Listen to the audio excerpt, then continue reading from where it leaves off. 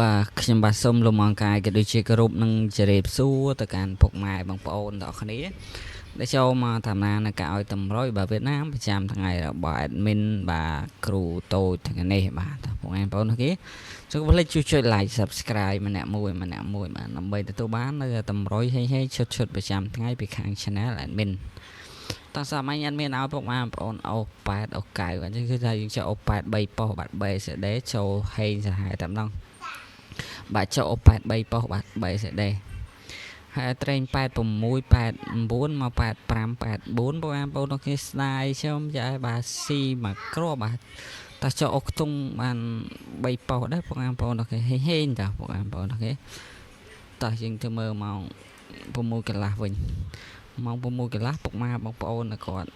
យកតម្រុយខាងមានយកទៅកំសាន្តលេងបាទ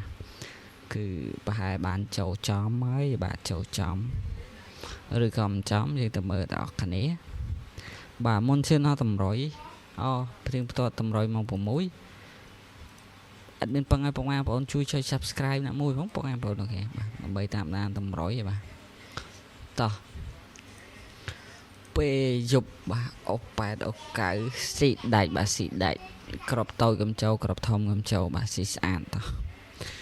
យើងទៅមើលតម្រុយថ្ងៃថ្មីតែម្ដងបាទថ្ងៃទី26តោះខ្ញុំបើឲ្យបងប្អូនហេទាំងអស់គ្នាសូមកុំភ្លេចជួយ like subscribe បើកសាកណ្ដឹងម្នាក់មួយ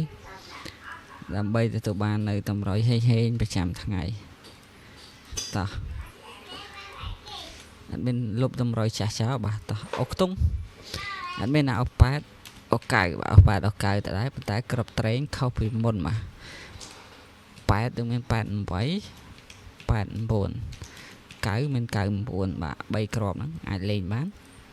ហើយក្របធំមាន8 9